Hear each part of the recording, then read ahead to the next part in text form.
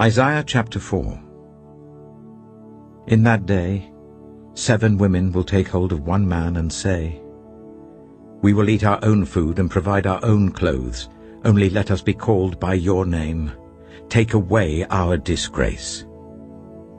In that day the branch of the Lord will be beautiful and glorious, and the fruit of the land will be the pride and glory of the survivors of Israel. Those who are left in Zion, who remain in Jerusalem, will be called holy, all who are recorded among the living in Jerusalem. The Lord will wash away the filth of the women of Zion. He will cleanse the bloodstains from Jerusalem by a spirit of judgment and a spirit of fire. Then the Lord will create over all of Mount Zion and over those who assemble there a cloud of smoke by day and a glow of flaming fire by night. Over everything the glory will be a canopy. It will be a shelter and shade from the heat of the day and a refuge and hiding place from the storm and rain. Isaiah chapter 5. I will sing for the one I love a song about his vineyard. My loved one had a vineyard on a fertile hillside. He dug it up and cleared it of stones and planted it with the choicest vines. He built a watchtower in it and cut out a winepress as well. Then he looked for a crop of good grapes, but it yielded only bad fruit. Now you dwellers in Jerusalem and people of Judah, judge between me and my vineyard. What more could have been done for my vineyard than I have done for it? When I looked for good grapes, why did it yield only bad?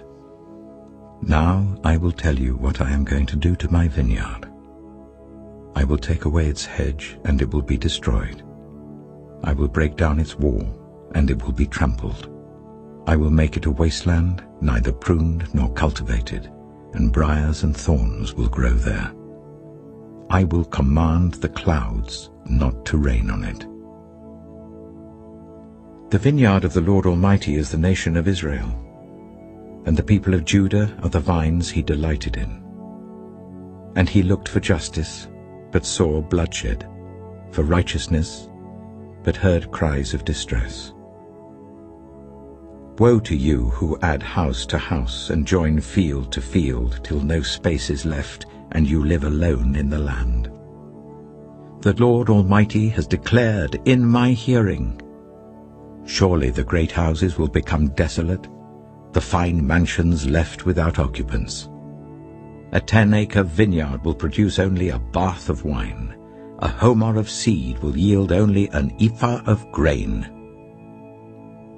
Woe to those who rise early in the morning to run after their drinks, who stay up late at night till they are inflamed with wine.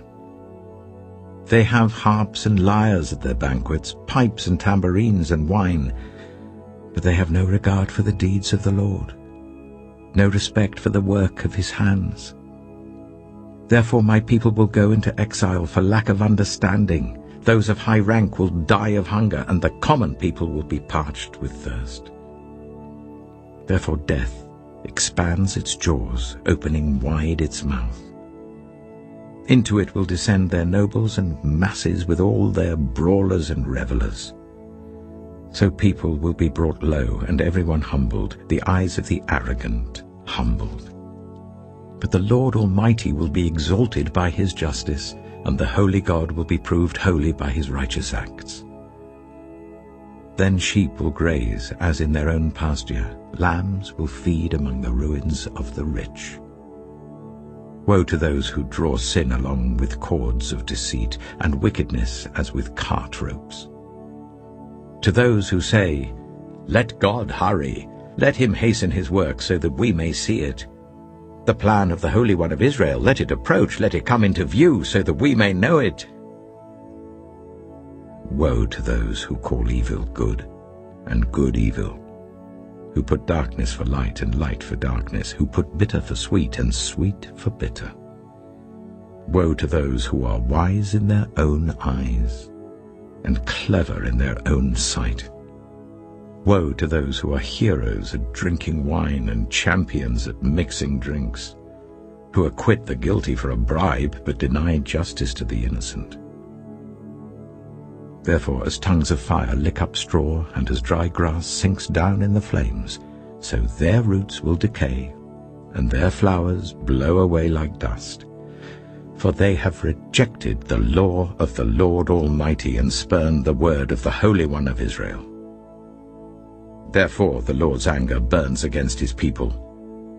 His hand is raised, and he strikes them down. The mountains shake, and the dead bodies are like refuse in the streets. Yet for all this, his anger is not turned away. His hand is still upraised. He lifts up a banner for the distant nations. He whistles for those at the ends of the earth. Here they come, swiftly and speedily. Not one of them grows tired or stumbles.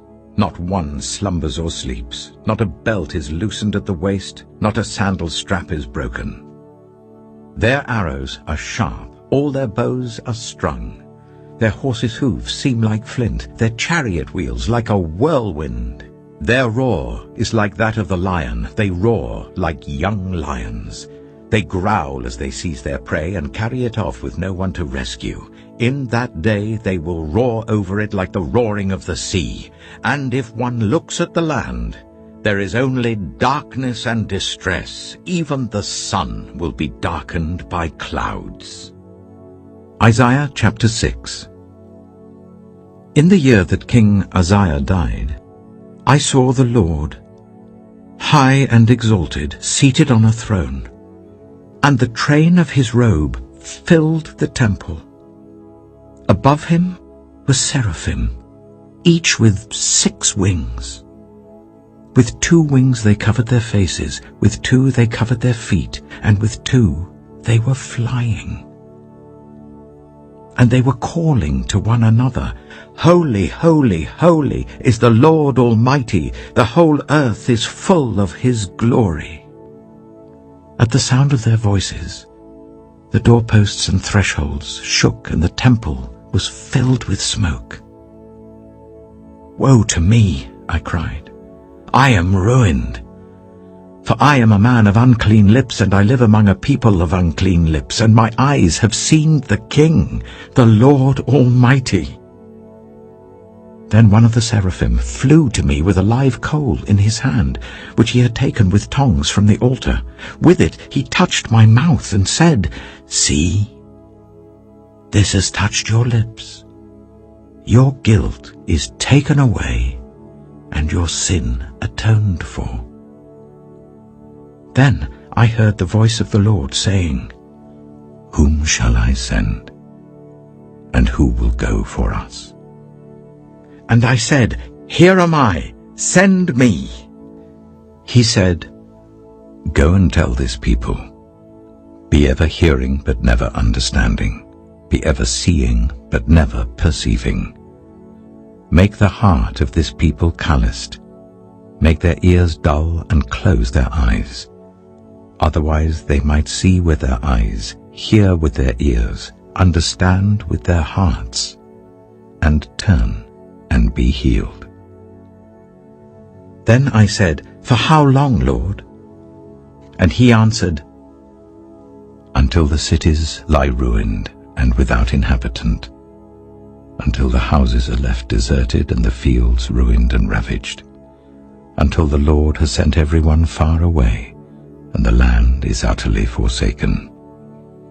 And though 1/10 remains in the land, it will again be laid waste. But as the terebinth and oak leave stumps when they are cut down, so the holy seed will be the stump in the land.